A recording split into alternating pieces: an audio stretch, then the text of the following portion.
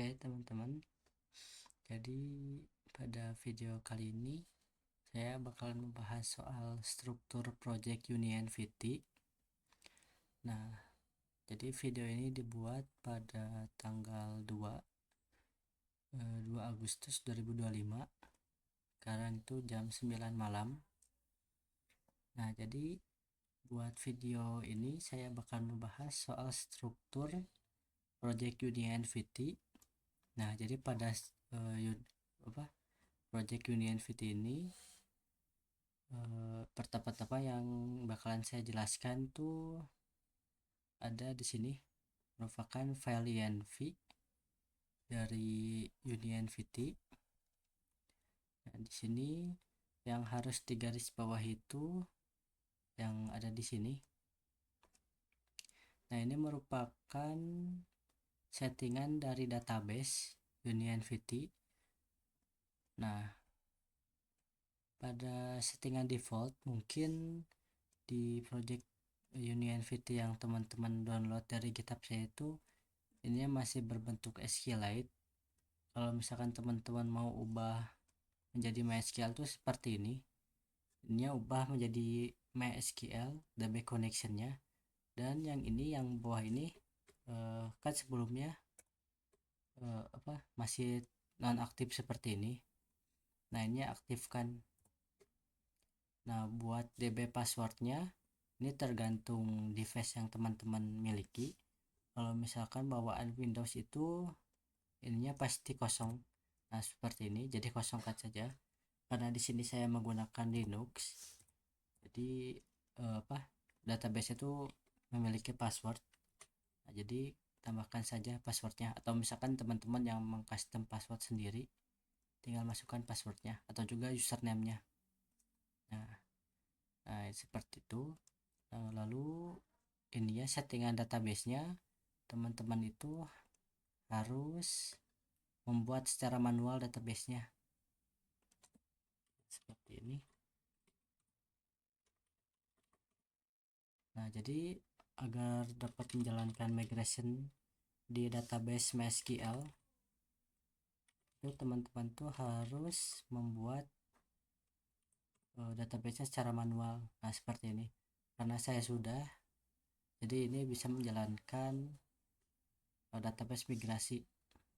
Nah, database name-nya juga sesuaikan dengan yang ada di sini, database dari MySQL-nya. Seperti itu. Nah, lalu untuk settingan bawahnya itu biarkan default saja. Nah, mungkin buat teman-teman yang baru download, yang benar-benar baru, nah mungkin ini kenapa file env-nya itu gak ada. Nah, itu karena kita harus membuat secara manual. Nah, jadi setelah membuat file env secara manual, lalu buka env.example, lalu ini copy semua ctrl-a, copy ini semua, masukkan ke ini titik env yang sudah dibuat secara manual. Nah, lalu kalau misalkan baru di copy dari .env example, nah ini pasti DB connectionnya seperti ini. Nah, teman-teman tinggal ubah aja menjadi seperti ini. Nah, seperti itu buat env-nya. Nah, untuk file-file di bawah ini itu biarkan saja, ini karena default settingan Laravel. Tapi yang harus diperhatikan tuh yang .env ini. Oke, sekarang kita lanjut lagi ke folder app. Nah, folder app ini menyimpan logika dari sistem Unity. Nah, karena pada tanggal 2 Agustus ini pembaruan Unity itu baru sampai fix migration. Jadi semua sistem yang ada di perancangan tabel ataupun use case itu belum terrealisasikan secara seluruhnya. Jadi mungkin kita bakalan jelaskan struktur yang sudah ada. Nah, nanti saya juga bakalan jelaskan untuk kedepannya Unity itu tuh bakalan kayak gimana. Nah, jadi di folder pertama ini ada app, yaitu menyimpan beberapa folder lain. Di sini ada http. Nah, HTTP itu menyimpan controller dan middleware. Nah, seperti ini. Di dalam controller, fokus saja yang di dalam web sini. Nah, seperti ini. Nah, di sini menyimpan sistem untuk fitur out seperti register, terus login, dan juga logout. Nah, untuk fitur register ini terbagi menjadi dua. Ada register page dan juga register system. Nah, untuk register page itu untuk mereturn tampilan dari folder view yang berada di folder out dan file bernama register. Nah, seperti itu. Nah, untuk request dari register page ini bakalan dikirimkan ke register system. Nah, seperti itu.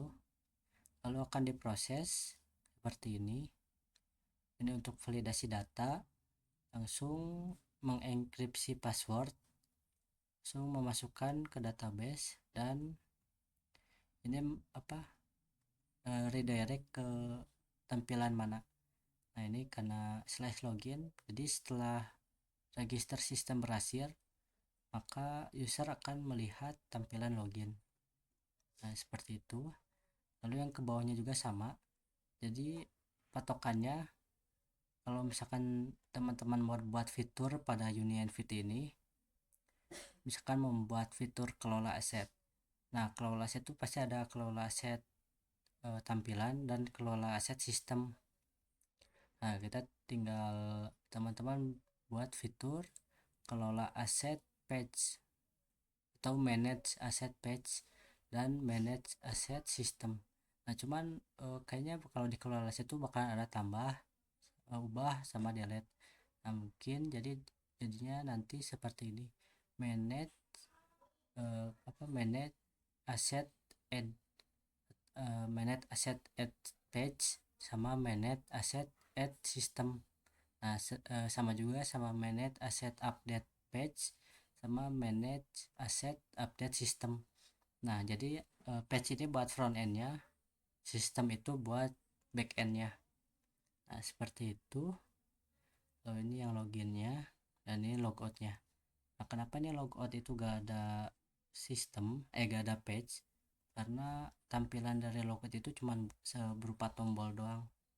Nah, jadi apa yang diperlukan di controllernya itu cuman yang sistemnya doang. Nah, seperti itu. Nah, untuk dashboardnya, ini merupakan tampilan dari dashboard seperti ini. Dan perlu diingat juga kalau misalkan teman-teman mau buat controller, kalau misalkan controllernya itu seperti kelola aset, kelola fitur, mending disatukan seperti ini menjadi out controller. Kalau misalkan kelola aset itu menjadi asset controller, atau tidak description asset controller. Jadi langsung disatukan. Jadi semuanya bakalan ada di sini. Tapi terkecuali kalau misalkan seperti ini tampilan yang tidak ada di skema itunya, skema tabel, skema perancangan aplikasinya. Nah, mending dibuat seperti ini. Kayak misalkan tampilan help atau tampilan feedback. Nah, itu kan fitur-fitur opsional padahal. Nah, tinggal buat terpisah secara seperti ini. Oke, seperti itu. Dan cara pembuatan kontrolnya juga agak sedikit berbeda sini, karena saya contohkan pembuatan controller basic.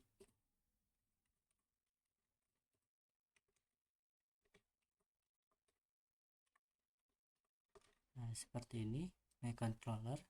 Pastikan teman-teman bakal langsung namanya ya, kayak asset controller. Nah, seperti ini. Nah, cuman untuk project UniNVT ini teman-teman jangan melakukan seperti ini. Nah, karena ini bakalan dibuat langsung di luar folder web ini. Nah, sedangkan pada project UniNVT ini semua kontrol itu harus masuk ke dalam folder web ini. Nah, jadi solusinya teman-teman harus tambahkan nama folder di depannya seperti ini, web/asset controller. Nah, ini bakalan otomatis membuat file aset ini di dalam folder web. Nah, seperti itu untuk kedepannya kalau misalkan teman-teman membuat controller. Nah, untuk aturan pembuatan juga udah jelaskan, page buat tampilan, sistem buat backend. Oke, sekarang kita lanjut ke middleware. Nah, middleware ini merupakan sebuah sistem yang dijalankan sebelum tampilan atau controller terjalankan. Nah, ini abaikan saja error ini. Ini error dari extension. Nah, seperti ini.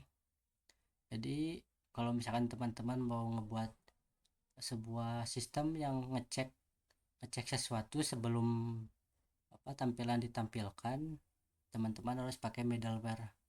Nah, seperti ini middleware untuk cek activation.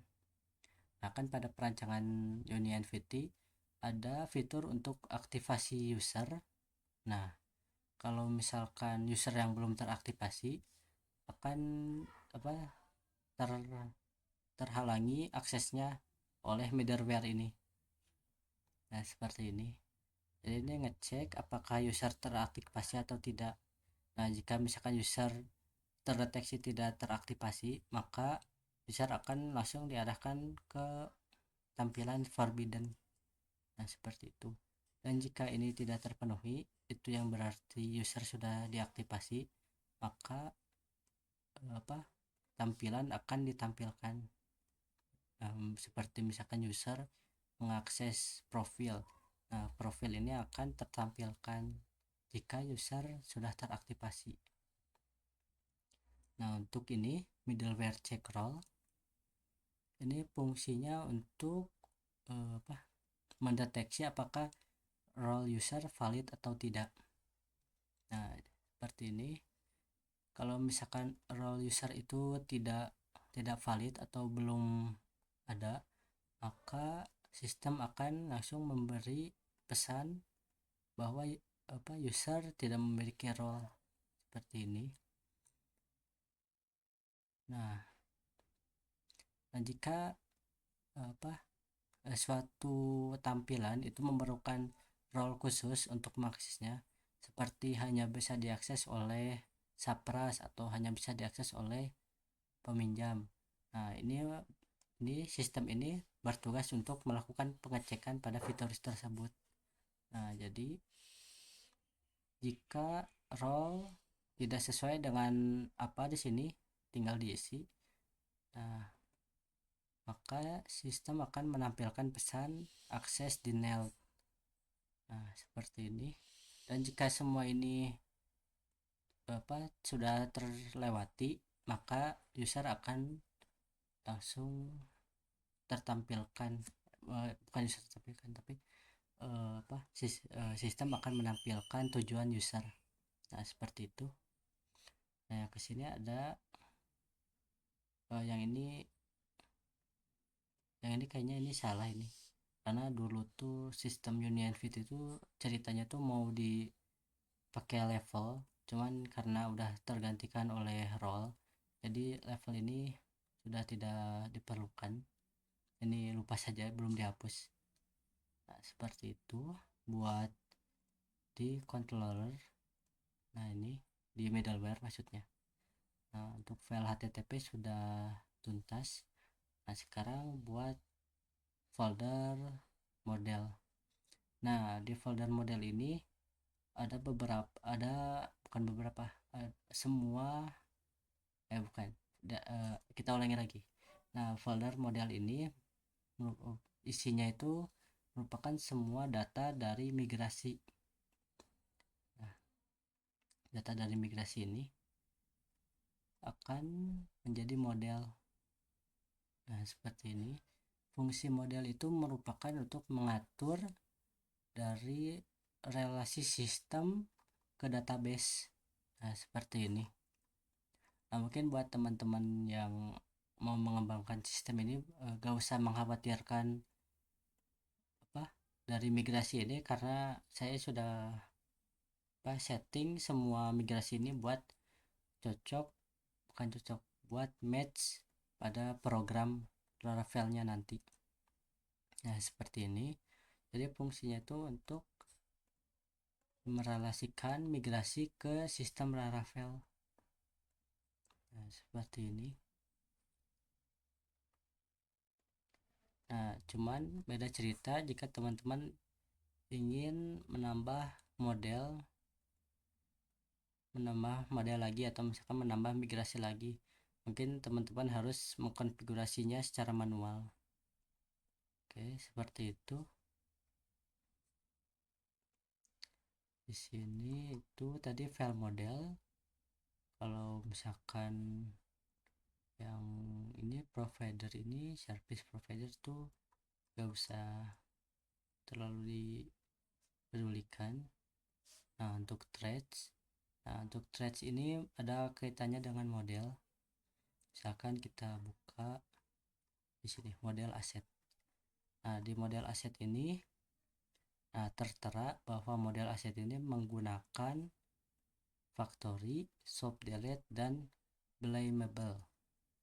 Nah untuk dua ini merupakan built-in Laravel, tapi untuk khusus yang blamable ini merupakan file konfigurasi yang saya buat. Nah asalnya blamable ini dari app threads itu ini langsung ini filenya blamable itu ini. Nah fungsi dari blamable ini merupakan fungsinya itu untuk membuat ini nih membuat memasukkan data created by, updated by, sama deleted by. Nah untuk membuat catatan siapa yang membuat, siapa yang mengupdate, dan siapa yang menghapus. Nah jika teman-teman tidak memakai fitur konfigurasi blamable ini, maka pada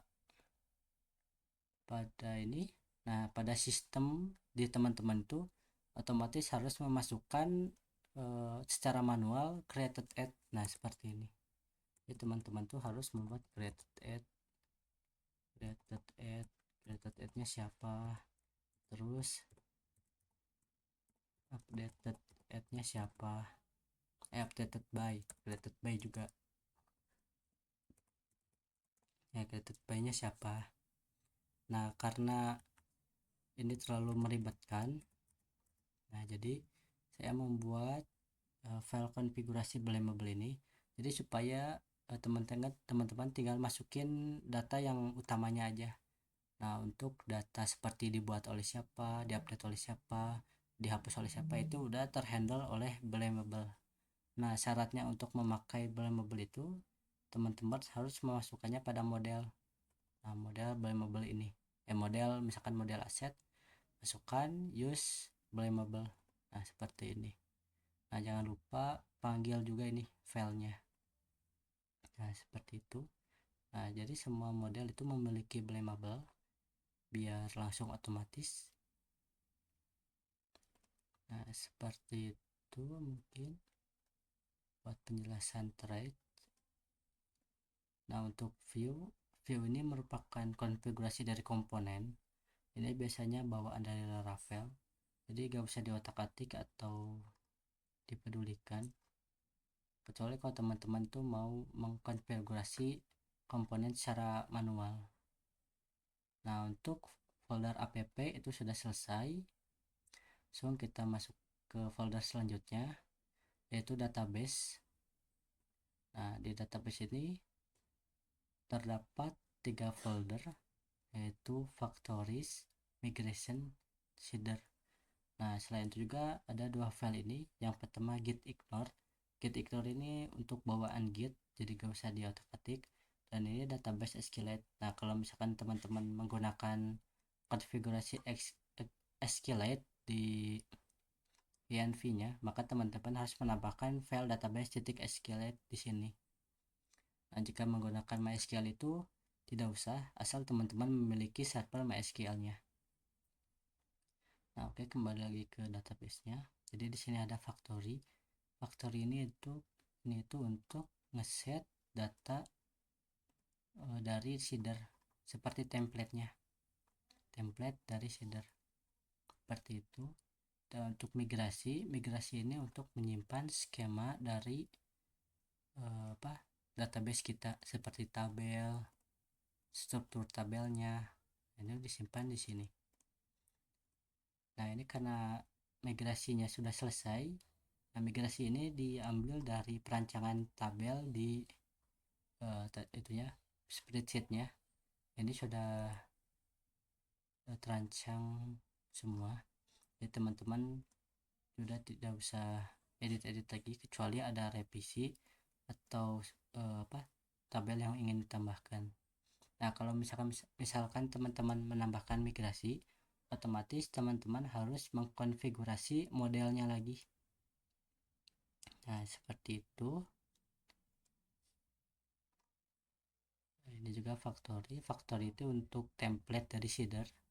Nah, ini seeder itu berfungsi untuk menambahkan data dummy atau misalkan melakukan injeksi data secara manual pada database dari Laravel-nya, database dari sistem UniNVT-nya. Nah, seperti ini. Nah, ini untuk melakukan injeksi secara manual. Nah, seperti misalkan teman-teman tuh pada awal pembuatan aplikasi ingin langsung terdapat akun dari admin. Nah, teman-teman bisa langsung tambahkan seperti ini. Jadi emailnya apa, namanya, passwordnya, user activation, langsung role-nya. Nah, role ini diambil dari admin role. Nah, admin role itu ini yaitu Sapras. Nah, seperti itu. Jadi fungsinya untuk inject manual atau melakukan apa melakukan push data dummy. Nah, ini untuk folder database. Nah, selanjutnya ada folder public. Nah, public ini untuk menyimpan data-data yang dapat diakses di front end, yang dapat diakses oleh klien seperti CSS, JS, atau foto dari website kita. Nah, tapi untuk catatan, CSS di sini merupakan CSS custom atau JS custom. Nah, untuk JS bawaan dari Laravel itu terdapat di folder resource. Nah, seperti ini. Nah, itu untuk folder public. Nah, lanjut pada folder resource. Resource ini menyimpan tampilan dari website kita atau style dan JavaScript dari website kita. Nah, untuk tampilan seperti ini terdapat tampilan admin, out, komponen, home. Nah, untuk pembuatan tampilan tersendiri itu harus sesuai dengan skema tabelnya. Misalkan ada fitur kelola aset. Nah, teman-teman jangan buat kelola itu kan ada tambah, ubah, delete, atau misalkan ada fitur daftar sama fitur kelola. Nah, jangan buatnya secara satu-satu di luar, tapi teman-teman kelompokkan ke folder. Buat folder kelola aset atau misalkan aset doang. Nah, lalu di dalam folder kelola aset seperti ini, lalu tambahkan file-filenya di dalam sini. Nah, itu untuk mengorganisir agar lebih rapi gitu. Nah, jika sudah dibuat filenya lalu dibuka, nah, jangan mempastekan HTML mentahan, tapi gunakan ini. Kalau misalkan ini tuh seperti include di PHP native. Nah, ini guest layout itu berasal dari layout, langsung guest layout. Nah, ini ada guest ini dari sini. Nah, di sini mentahan HTML-nya disimpan. Nah, jadi teman-teman Kalau misalkan pakai guest layout maka langsung akan terinclude di kode ini. Nah teman-teman tinggal menambahkan di dalam bodinya seperti itu. Nah untuk xload titik title ini titik 2 title, nah itu tuh untuk masukkan title di sini seperti itu. Nah yang ini variable title ini dapat dari mana? Nah variable title itu dapat dari controllernya. Ini kan login itu ada di out. Nah ini out, otomatis controllernya yang ini ada di login. Nah ini titelnya login page. Nah itu fungsinya dari organisir. Jadi teman-teman tahu gitu, ini out ini pasti controllernya out. Nah login tuh dalam out, jadi waktu dibuka file out controllernya terdapat login. Nah itu fungsinya organisir. Ini register juga.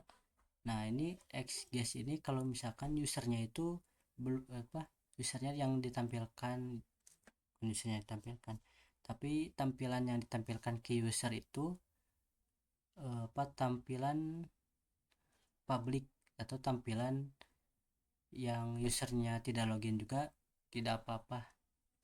Nah kalau misalkan usernya harus login seperti adminnya kan usernya harus login.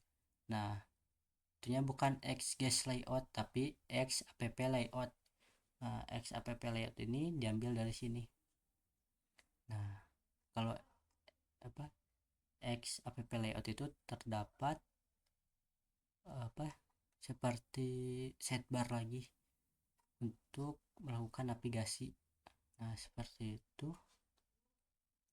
Jadi bedakan kalau misalkan tampilan ini bisa ditampilkan kepada user yang belum login, pakainya guest layout. Kalau misalkan user yang sudah login, pakainya app layout. Nah seperti itu untuk tampilannya. Nah kalau misalkan teman-teman mau buat komponen custom bisa buat di sini, tinggal tambahkan aja php artisan make component, nama komponennya. Oke, kita lanjut ke root. Root ini merupakan URL dari aplikasi UniNVT. Nah jadi semua rootnya itu ada di sini seperti login, register, home, dashboard. Nah ini middleware yang tadi sudah dijelaskan. Jadi sebelum user mengakses slash login ini, maka user harus melewati middleware ini, middleware guest terlebih dahulu. Nah yang ini juga middleware out. Nah seperti itu. Middleware itu dapat ditaruh di sini, ada juga yang dapat ditaruh di dalam seperti apa ya, coba dicari dulu. Nah ini seperti ini nih, ini kan middleware luar, nah ini middleware di dalam seperti ini.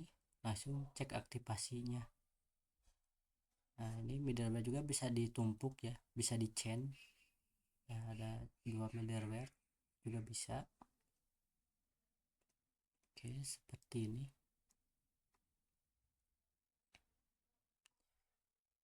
Oke mungkin itu saja buat struktur folder UniNVT.